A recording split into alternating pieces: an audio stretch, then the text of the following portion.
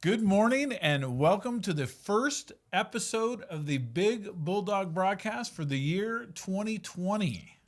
I am your host, Mr. Newman, and my co-host today. And I'm Ian McMillan. And just Ian. That's it.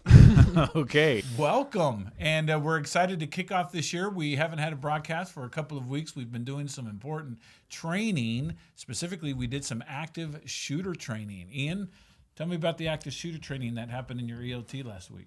Well, it was a little bit scary. I walked into classroom. Miss Snodgrass was very serious when she usually is not. And yeah, she just sat us down, put on the presentation, and just, I don't know, the threat seemed a lot more real, and it helped us be more prepared for in the event that it does actually happen. And now I feel more safe. And great. Thank you, Ms. Snodgrass, and all the other teachers who did that training. It's that time of year when we kind of review our practices, our protocols for when we do have an event. Hopefully we don't ever have to have one, but it's important to practice. And so we've put that in. I do want to let you know that we will be actually having an active shooter training coming up in the next couple weeks. It's going to be unannounced because we want it to be realistic, our response, but the things that the teachers went over with you, the run, fight, hide, you need to remember that, and when that moment comes, you need to put that in action so that you can be safe. That is our number one goal at all times, is to improve safety, and that's the training that we had. Speaking of safety, we've continued to make improvements to our campus, and one of the things that we have recently installed is we are installing sensors across our campus. Ooh. These are sensors that are providing us, improving our safety. They sense vaping. If vaping is going on, and it sends an alert, loud noises in the event of an active shooter or in the event of a fight, something to that aspect. That's pretty high tech, Mr. Newman. It is, and we are doing that to make sure that our campus is safe for everyone. So I want you to know that we have installed sensors across this campus and throughout in different areas that do sense, again, vaping, because that's inappropriate and it should not be happening here, as well as any kind of fighting, as well as any kind of disturbance, and we'll get notified of that. Wow. So, high tech. Mm-hmm. All right, so we've highlighted a bunch of different groups and organizations on this broadcast, and this time we would like to highlight Color Guard, so let's go take a look. I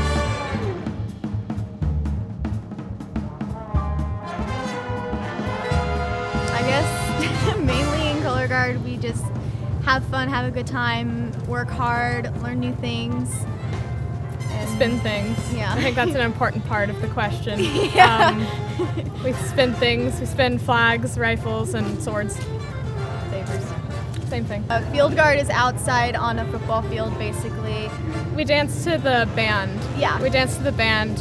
Indoor winter guard, you dance to just regular music. Yeah. Any music, music your coach chooses, and you go based off of that, and you go on a mat that's inside, and you put dots there like that. When you first join, it's kind of stressful because you feel like you have to be as good as everyone around you. Feel like it would be perfect. But kind of as you go, you realize it's just a flag on a field. Like, it's not the end of the world if you mess up. The people watching you aren't waiting for you to mess up. For the most part, they're kind of cheering you on, and it's not the end of the world. The audience doesn't know what's right and what's wrong, so if you drop, you can make it look like you meant to drop it, so you just go like that. We just make sure to have fun with it. Yeah, it's more about having fun than making it a big, stressful case for anyone. Yeah, because it's not meant to be stressful. I nominate Miss Mailer to try the flag, and I nominate Mr. Cook to try rifle.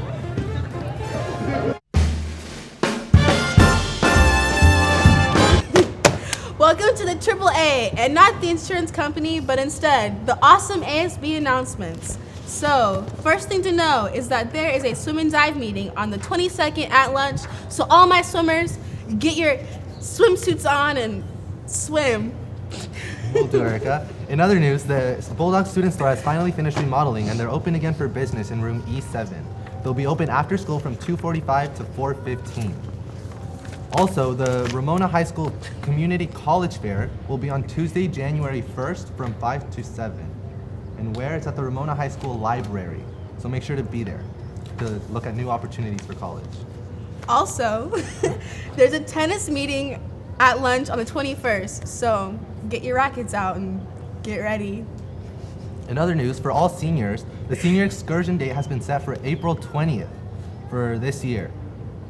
Tickets are currently $95 each, and they include transportation, the admission ticket, and one meal. Tickets can be purchased with Miss Guthrie, and eligibility will be checked at the time of purchase. So make sure you keep that in mind and buy your tickets for Knott's Berry Farm. Also, last but certainly not least, this year, we're bringing back Mr. Ramona pageant. So for you beautiful men out there, if you think you're cool enough for that, it's on March 13th, and sign-ups are February 3rd to the 7th. So if you think you're cool enough for that, you could be a king. You're welcome. So thanks. Bye-bye. I'm leaving. Next up, we have coming on January 25th is the 5K run. We have a fundraiser for our track team, and they're inviting any runners to come out and be a part of the 5K run walk. It is Saturday, January, let me see the date there. Mason, January 25th, the 2:30 check-in time, a 3 o'clock start time. And there's a little competition going on our campus between Mrs. Lopez, Spanish teacher, and Mr. Plum, counselor. Both seem to think that they are a better runner than the other one. And so I think there's a little competition going between those two. And I thought, why don't we take a poll and see who we think is going to win, Mrs. Lopez or Mr. Plum? Cast your vote.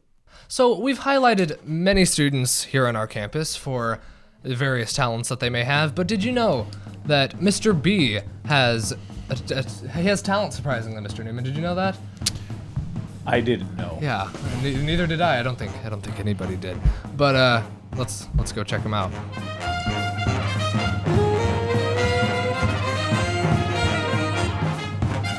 Hello, I'm Mr. Ballesteros, and I'm a teacher here at RHS.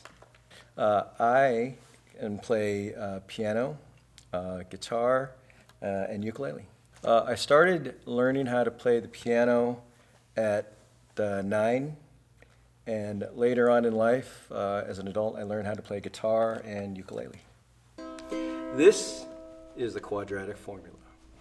Negative b plus or minus the square root of b squared minus 4ac all over 2a. This is what we call the quadratic formula. Well, thank you, Mr. Ballesteros. That was pretty impressive, and congratulations on that talent. That was excellent.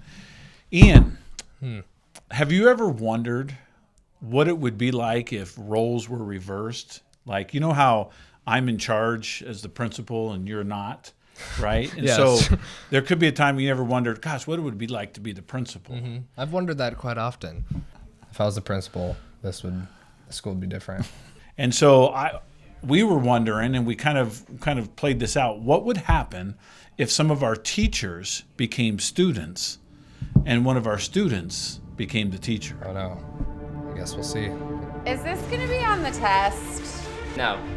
The test is actually blank. There's nothing on it. It's really added. What the heck is the Constitution? Why do I care? Why? Hey, I'm trying to pay attention here. Wait, I know one of my rights. It's the right to say what I want to. Is that what you're talking about, Mr. McPherson? We have school on Monday? I'll wear whatever clothes I want to prom. You can. Well, at least you're get gonna an A wear in some class. clothes. Maybe. Wow, that was enlightening. Yeah, I'm the new principal now, Mr. Newman. So as your new principal, I would like to formally end this broadcast and say today and every day, it's always a great day to be a Bulldog.